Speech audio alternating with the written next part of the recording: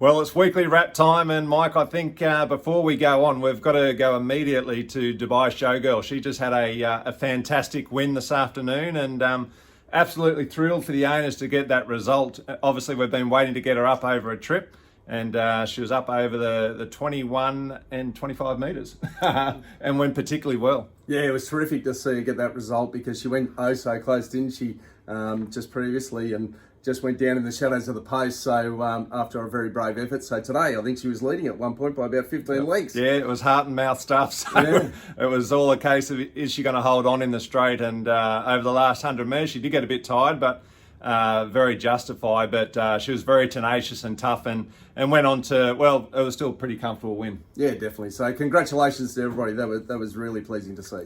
Then earlier in the week, we had some triallers going around. It was fantastic to see Revolutionary Miss back in action, and she trialled particularly well there at Rosehill. She did. She's an incredibly good-looking mare and a very well-credentialed mare, and she's returned in really good order. So first trial back, and yeah, she looks super. So I'm looking forward to her getting to the races potentially on the 7th of October. Yeah, I can't wait for that, in most likely in the Niverson Stakes. And then actually the day before that, we had some other trials out there at Randwick, the official 2-year-old trials.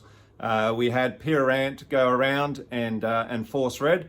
Both trialled nicely, and both probably going on slightly different paths now. Yeah, both equipped themselves really well. Pia Rosa is probably a little less precocious than Force Red. Yep. So he's gone to the paddock, and Force Red will push on now to the Breeders' Plate, assuming we're able to get a position in that race. So, look, he is still a little bit behind in his work. He's just been in a little bit less than some of those competitors. Playing a little bit of catch-up, isn't he? Yeah, but either way for him and also Pia Rosa, even though he's going to the paddock now, yep, both have an incredible foundation that really sets them up for next preparation. Yeah, and that's what it's all about. So exciting times ahead with them. Then tomorrow we have Pia Rosa at Rosehill Gardens, up over the 1900 metres. It's the sort of journey that she enjoys. It's going to be interesting to see how she goes. Yeah, she's performed very well at this track in the past, hasn't she?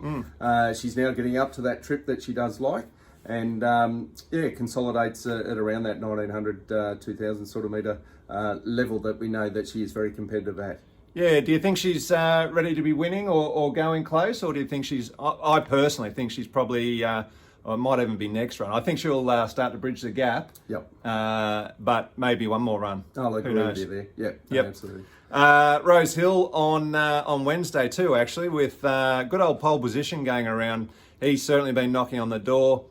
He's had 3 runs this prep, all in Metropolitan grade and all third placings actually. So yeah, he's going to be right there and thereabouts again, I would suspect. Yeah, model of consistency. Steps up this time from the 1100 to the 1200 metres, which I think is appropriate for the stage of prep where he is. Has been 3 weeks between runs.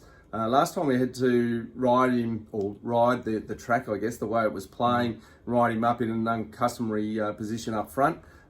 He's actually going to revert back and hopefully be ridden a little bit quieter this race, and I think he'll appreciate that. So let's hope he can actually knock this race off. Yeah, let's hope he draws well, firstly. Then the following day at Wyong, we have Belle Yave going around over the 1100 metres. She was solid first up, but looking to go a little bit better here. Yep, another Snowden trained horse, and they typically do improve first run through to second run. That's right. Now, questions of the week. We have questions sent in this week? Yes, we do.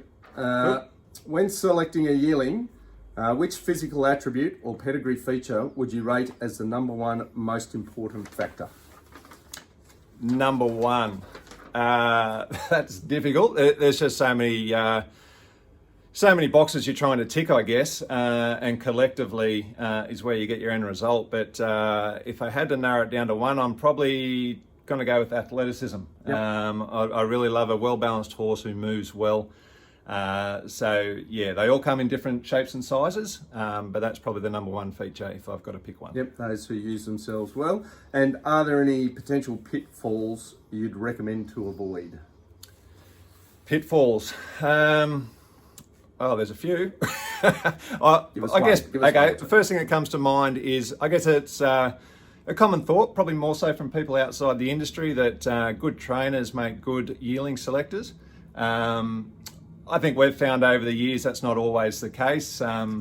quite often it's not. You can have, brilliant trainers, but don't necessarily get the results when they're there selecting the yearling. So we've always gone and done our own thing at the sales, and I think that's probably a common myth. Yeah, well, that's common sense, really. Yeah, true. I mean, it's just a different skill courses, set. so yeah. Yep.